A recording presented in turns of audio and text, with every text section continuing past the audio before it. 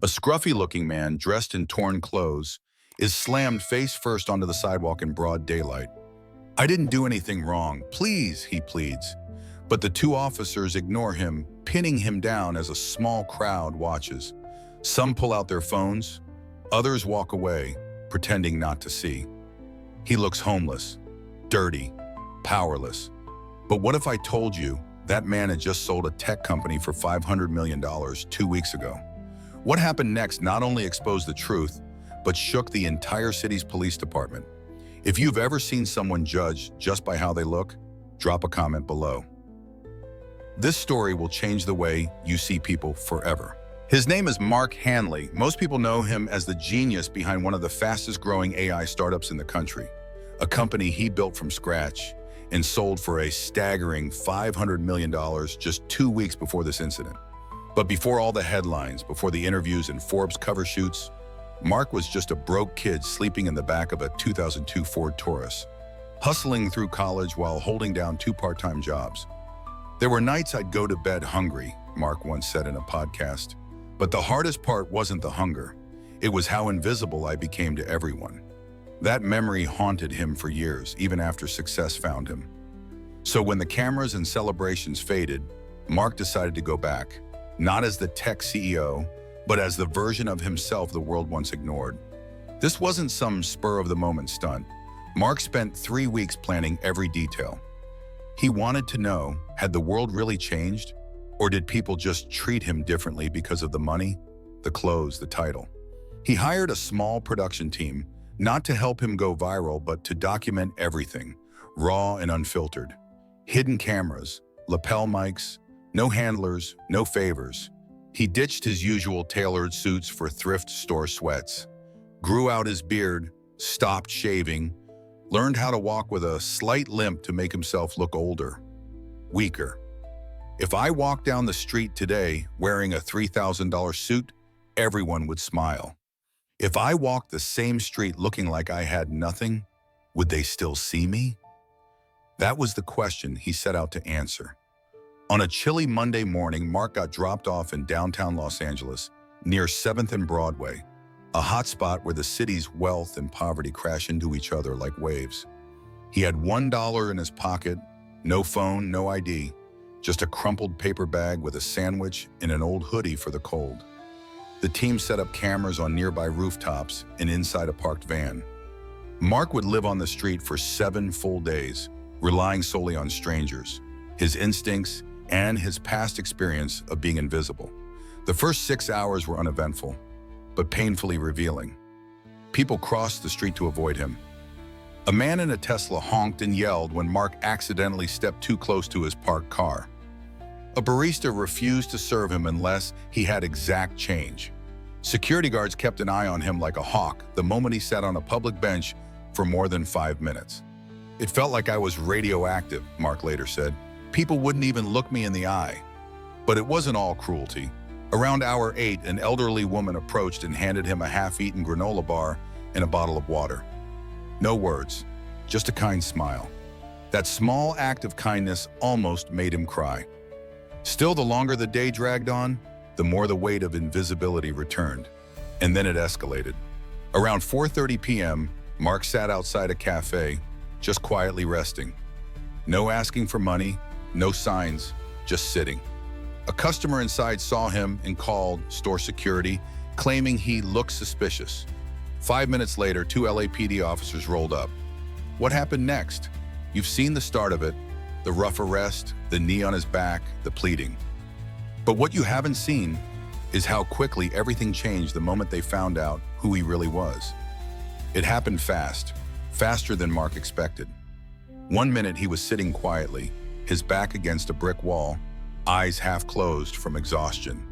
The next, he was surrounded. "Hey, get up!" one of the officers barked. Mark opened his eyes slowly. "I'm just resting, sir. I haven't done anything." "You match a description," the other cut him off. "We got a call about a suspicious person loitering here for hours. Let's see some ID." Mark, calmly, "I don't have ID on me." That was it. No further questions. One officer grabbed his arm. The other yanked him up, twisted his wrist behind his back. Mark didn't resist. He kept his head down, hoping the hidden mics were picking up everything. Within seconds, he was face down on the concrete, knees on his back, elbows locked, his hoodie pulled over his face. People around started recording. A woman shouted, "He didn't do anything." A man asked, "Why is he being arrested? He's just sitting there." But the officers didn't flinch. One of them leaned in, whispering, "This is what happens when you hang around like a bum in this part of town." That line, that exact moment, would go viral within 24 hours. But at the time, Mark was calm, focused. He knew this was the turning point. The camera van across the street started rolling live to a private YouTube stream. The tech team watching was stunned. One of them made a call. Suddenly, a young man from the crowd stepped forward, college-age, flannel shirt, holding his phone. "Yeah, wait a sec, are you Mark Hanley?" Silence. The officers froze for a half beat, confused. "Dude, I saw you on the Lex Friedman podcast. You're that AI guy, right?" One of the officers scoffed. "Yeah, right. This guy doesn't even have shoes that match." But the student turned his phone around, pulled up a Google image search. Mark Hanley, CEO AI startup. Boom. Dozens of images.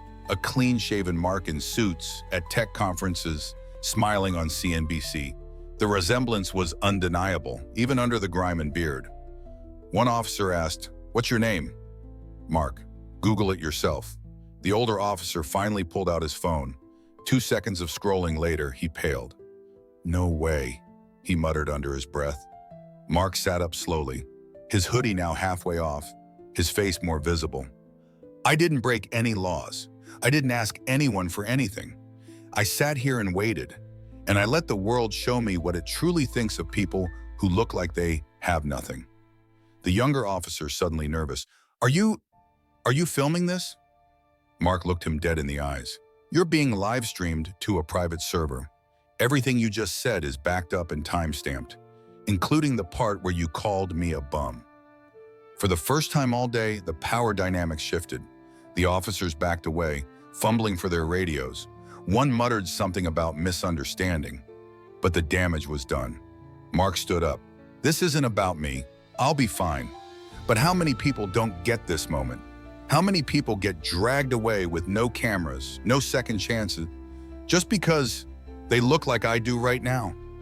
The student filming looked at Mark and said, "Dude, this is gonna blow up." And he was right. That raw video, unedited, uncensored, hit the internet 2 hours later, first on Reddit, then TikTok, then YouTube. It exploded overnight. Hashtag Mark Hanley started trending. Tased by assumption became a meme. Celebrities tweeted about it. Politicians weighed in. The LAPD issued a formal statement. Internal Affairs launched an investigation. But nothing hit harder than Mark's own statement, posted to his personal channel. "I didn't make this video for views. I made it because I remember what it felt like to be invisible. And I wanted to see if the world had changed." Spoiler alert, it hasn't. He ended the video with a simple caption, "If I didn't have money, would you still believe me?" The video of Mark Hanley's arrest spread like wildfire across social media platforms. Within hours, hashtags like Mark Hanley, #social experiment, and #justice for Mark were trending nationwide. The footage, raw and unfiltered, struck a chord with millions, igniting conversations about homelessness, privilege, and systemic bias. The public's response was swift and polarized. Many praised Mark for shedding light on the harsh realities faced by the homeless population. Social media users shared personal stories, expressing solidarity and calling for systemic change. One Twitter user wrote, "Mark Hanley's experiment exposes a truth we often ignore. It's time we confront our biases and treat every human with dignity." However, others criticized the experiment, arguing that Mark's wealth insulated him from the true hardships of homelessness. A viral tweet stated, "It's easy to play homeless when you have $500 million in the bank. Real homeless people don't have the luxury to experiment." Media coverage, major news outlets picked up the story, featuring interviews with Mark, legal experts, and social justice advocates. Talk shows debated the ethics of his experiment, while opinion pieces flooded newspapers and online platforms. Law enforcement response. The Los Angeles Police Department, LAPD, faced intense scrutiny.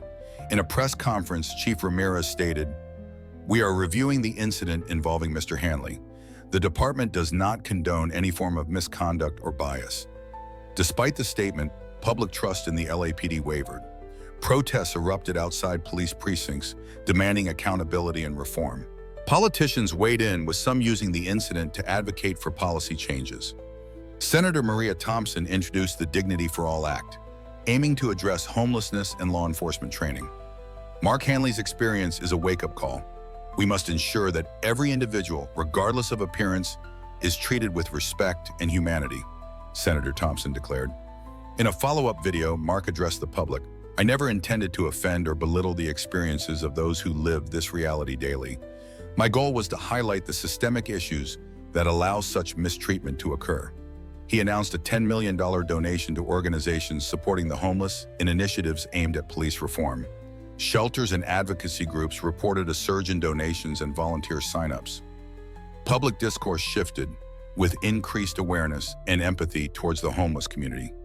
Mark Hanley's social experiment has sparked a national conversation, revealing deep-seated biases and systemic flaws. While opinions on his methods varied, the incident undeniably prompted reflection and calls for change. The dust had barely settled from the viral explosion when something deeper began to unfold. It wasn't just a story about a millionaire playing homeless. It had become a mirror, a brutally honest reflection of what society sees or rather refuses to see. As millions rewatched the arrest clip, a single question echoed across platforms. If this could happen to a white, wealthy tech CEO, what's happening to the people who don't have cameras, clout, or a second chance? Dr. Elaine Carson, a behavioral psychologist from Stanford University, broke it down in a CNN interview. What Mark experienced is known as social dehumanization. The second someone appears dirty, poor, or disheveled, our brains automatically categorize them as lesser. It's subconscious, but dangerously powerful. She referenced a 2021 study showing that within 0.3 seconds, most people form assumptions about a person's trustworthiness based solely on appearance. Dirty clothes? Lower trust. Messy hair? Perceived danger. Homeless? Often ignored entirely. "It's not evil," she said. "It's conditioning." But Mark exposed that conditioning by shocking it. Civil rights attorney James O'Connor took it further. "Let's be clear. If Mark didn't have a digital trail, social status, and a hidden camera, we might never have seen that footage. This wasn't just an overreaction. It was protocol, just hidden under everyday bias." He emphasized the lack of accountability in day-to-day police interactions. 72% of homeless individuals report being harassed or detained by law enforcement in public spaces. Fewer than 10% of those cases are recorded or independently reviewed. The Mark Hanleys of the world survived this. The real victims often don't even make the news.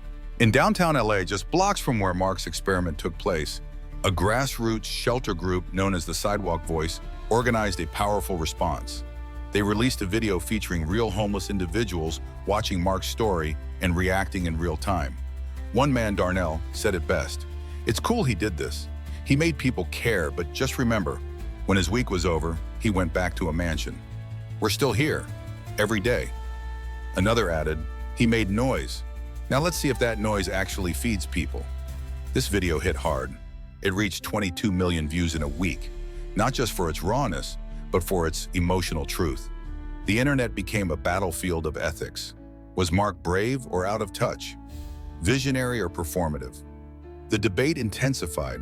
Some called it compassion theater, a rich man cosplaying poverty for clout. Others defended him fiercely. He's using his platform the right way. He risked his brand, his safety, to expose something real. Mark eventually addressed it directly in a New York Times op-ed titled, "I never wanted to be the hero. I don't pretend to understand the pain of being truly homeless. I had a safety net. I had a team. That's privilege, but what I can do is use that privilege to shake people out of numbness." Professor Angela Martinez from UCLA introduced a radical idea in a TEDx talk sparked by the Hanley story. Empathy is not just a feeling, it's a practice. And in America, we've stopped practicing it with strangers.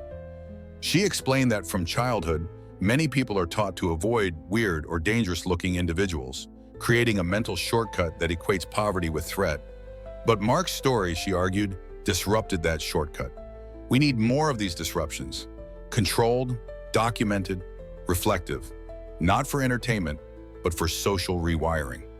Perhaps one of the most haunting lessons from Mark's journey was this. Without the camera, his story would have ended very differently. Media analyst John Roth called it the safety of surveillance. The camera gave Mark protection, not the cops, not the crowd, the lens. That's terrifying and hopeful at the same time. And he's right. In 2023 alone, over 170 cases of wrongful arrest or excessive force were overturned or investigated because of bystander video. The truth is often silent, Roth said, unless it's caught on film. In a brief Instagram live with his followers, Mark hinted at future plans. This was phase one. I have a few other roles I want to step into: a convict, a migrant, maybe even a disabled veteran. Not to provoke, just to understand. The chat blew up instantly. People asked, what will happen when you pretend to be someone society fears the most? Mark didn't answer directly. He just smiled and said, you'll see. Maybe Mark's story isn't about a millionaire at all. Maybe it's about how fragile dignity is and how quickly it's taken away when people think no one is watching. Maybe it's about the role of ordinary people. The bystander who filmed, the student who recognized him, the old lady who gave him a granola bar. They didn't have wealth, they had empathy. And maybe, just maybe, that's what changes the world.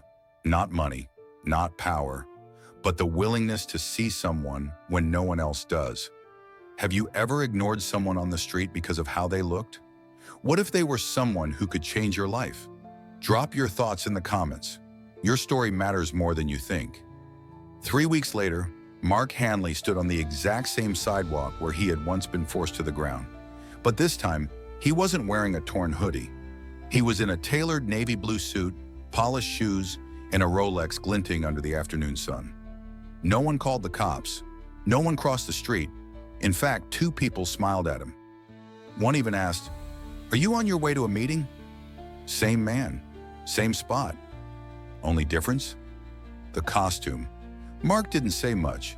He just stood there, quiet, observing, reflecting. The sidewalk hadn't changed, but the way people treated him, that had shifted 180 degrees. He sat down on the same cold concrete where he was pinned 3 weeks ago. This time, no officer showed up. No one stared. No one said a word. In filmmaking, there's a concept called the loop, where a story begins and ends in the same place, but the meaning is transformed. Mark had unintentionally built the perfect loop. He started this experiment to test society. He ended it by exposing a glitch in the system we all live in, but rarely see. In a closing video titled, "Would You Still Respect Me If I Had Nothing?" Mark addressed his 14 million new subscribers. If you saw me 3 weeks ago, covered in dirt, asking for a moment of your attention, would you have stopped? Now that you know my name, my bank account, my credentials, do you listen more closely? That's not your fault, that's conditioning, but we can break it.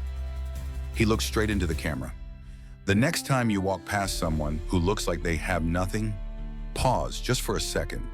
That person might not be a millionaire, but they're still human, and that should be enough.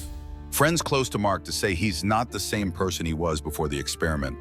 He's quieter now, one said, more observant, less interested in success stories, more focused on the unseen. He sold his luxury penthouse and moved into a smaller apartment in Pasadena. He said he didn't need all the space anymore. When you sleep on the street for a week, you realize what you can live without. He also created the Hanley Dignity Foundation, pledging $50 million toward housing, mental health services, and policy reform. Mark's story isn't just about what happened, it's about what could have happened. What if that bystander hadn't filmed? What if that student hadn't recognized him? What if no one cared? He asked his audience to imagine a version of the story where no twist ever came, where the man on the sidewalk really was just a nobody, and how quickly we would have scrolled past his pain. Maybe the real twist, Mark said, is that we shouldn't need a twist to care. In the final 30 seconds of the video, Mark added something unexpected. Black screen, white text, simple. Next time, I won't be a millionaire, I'll be an ex-con. Let's see what they do with that. Then, fade to black. No music, no credits, just silence. The internet exploded again. Comment sections flooded. This was the most powerful social doc I've ever watched. I cried at the end. That bench moment, brutal. If he becomes an ex-con for his next one, I'm following every step. People weren't just watching. They were feeling. They were reflecting. The story ends not with applause, but with a question. How much of our kindness depends on someone's story, rather than their humanity? If Mark had never revealed who he was, would anyone have cared? Would anyone have even noticed? And the hardest part? We already know the answer. If you've ever judged someone too quickly, or if you've ever been the one judged, drop your story in the comments. You never know who's reading. And maybe, just maybe, your words are the ones that will change someone's lens. 3 weeks later, Mark Hanley stood on the exact same sidewalk where he had once been forced to the ground. But this time, he wasn't wearing a torn hoodie. He was in a tailored navy blue suit, polished shoes, and a Rolex glinting under the afternoon sun. No one called the cops. No one crossed the street. In fact, 2 people smiled at him. One even asked, "Are you on your way to a meeting?" Same man, same spot. Only difference? The costume. Mark didn't say much. He just stood there, quiet, observing, reflecting. The sidewalk hadn't changed, but the way people treated him, that had shifted 180 degrees. He sat down on the same cold concrete where he was pinned 3 weeks ago. This time, no officer showed up. No one stared. No one said a word. And that silence spoke louder than anything else. In filmmaking, there's a concept called the loop, where a story begins and ends in the same place, but the meaning is transformed. Mark had unintentionally built the perfect loop. He started this experiment to test society. He ended it by exposing a glitch in the system we all live in, but rarely see. In a closing video titled, "Would You Still Respect Me If I Had Nothing?" Mark addressed his 14 million new subscribers. If you saw me 3 weeks ago, covered in dirt, asking for a moment of your attention, would you have stopped? Now that you know my name, my bank account, my credentials, do you listen more closely? That's not your fault, that's conditioning. But we can break it. He looked straight into the camera. The next time you walk past someone who looks like they have nothing, pause, just for a second. That person might not be a millionaire, but they're still human, and that should be enough. Friends close to Mark say he's not the same person he was before the experiment. He's quieter now, one said, more observant, less interested in success stories, more focused on the unseen. He sold his luxury penthouse and moved into a smaller apartment in Pasadena. He said he didn't need all the space anymore. When you sleep on the street for a week, you realize what you can live without. He also created the Hanley Dignity Foundation, pledging $50 million toward housing, mental health services, and policy reform. Mark's story isn't just about what happened, it's about what could have happened. What if that bystander hadn't filmed? What if that student hadn't recognized him? What if someone cared? He asked his audience to imagine a version of the story where no twist ever came, where the man on the sidewalk really was just a nobody, and how quickly we would have scrolled past his pain. Maybe the real twist, Mark said, is that we shouldn't need a twist to care. In the final 30 seconds of the video, Mark added something unexpected. Black screen, white text, simple. Next time, I won't be a millionaire, I'll be an ex-con. Let's see what they do with that. Then, fade to black. No music, no credits, just silence. The internet exploded again. Comment sections flooded. This was the most powerful social doc I've ever watched. I cried at the end. That bench moment, brutal. If he becomes an ex-con for his next one, I'm following every step. People weren't just watching, they were feeling, they were reflecting. And as everything faded, one question kept echoing in Mark's mind. How much of our kindness depends on someone's story, rather than their humanity? If Mark had never revealed who he was, would anyone have cared? Would anyone have even noticed? And the hardest part? We already know the answer. The story could have ended there. But something inside Mark said, not yet. In the weeks following the viral storm, Mark began to receive thousands of letters, some from strangers, others from ardos, ex-cops, even people experiencing homelessness. They weren't just reacting, they were confessing. One letter read, "I used to walk past people like you in that hoodie every day. After watching your video, I stopped. I brought one guy coffee. We talked, and I cried the whole way home." Another came from a retired officer in Chicago. "I've done what they did to you. I thought I was doing my job. But your video made me realize I was just trying to keep things clean, not fair." Mark read every letter. He said each one reminded him that empathy is contagious if given the chance to spread. That's when he knew the next story had to be bigger, deeper, harder to watch. He gathered his team. "What if I showed up with a criminal record?" he asked. "What if I had a real mugshot and applied for real jobs and tried to rent real housing?" His producer raised an eyebrow. "You want to pretend to be a felon?" "No," Mark replied. "I want to pretend to be a human being who made a mistake and see how many people will still treat me like one." He started working with formerly incarcerated men and women, interviewing them, shadowing them, asking what barriers they faced the moment they got out. The stories were worse than he expected. "No one will rent to us. They don't even open the door when you write felony on your form. I got more help in prison than I've ever had outside." So Mark crafted his next persona. He created a fake backstory, complete with arrest records and a parole officer. He worked with legal experts to ensure everything was ethical and non-fraudulent. The goal? To go undercover as a non-violent ex-convict trying to rebuild his life, to see if redemption really exists outside of theory. But before he launched it, he left one final message for his audience.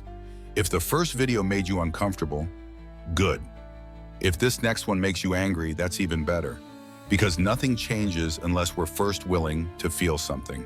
You've made it this far. You've watched the footage. You've seen the difference a clean suit can make. You've felt the discomfort, maybe even the guilt. So now what? We told a story, we exposed a truth. But if it ends here, it's just entertainment. And this can't be just that. Because right now, as you're sitting here, someone's getting pushed off a public bench just because they don't look right. Someone's being profiled not because they've done anything wrong, but because they remind someone of a stereotype. Someone is suffering invisibly. That's not Mark's story. That's our story. That's the world we've helped shape by what we accept, ignore, or scroll past. If this episode hits something inside you, good. That's where action begins. Here are 3 simple things you can do today that don't cost $1. Notice people you'd normally overlook. Make eye contact. Say, "Hey." You'd be surprised how powerful that can be. Speak up when you see something wrong. Be the one who doesn't walk away. It takes one voice to stop a chain of silence. Share this story, not for the views, but because someone you know needs to watch this. Maybe it'll change the way they see the world too. You saw what happened when I looked homeless. But what happens when I walk into a job interview with a felony record? Or when I show up at a hospital pretending to be undocumented and in need of urgent care?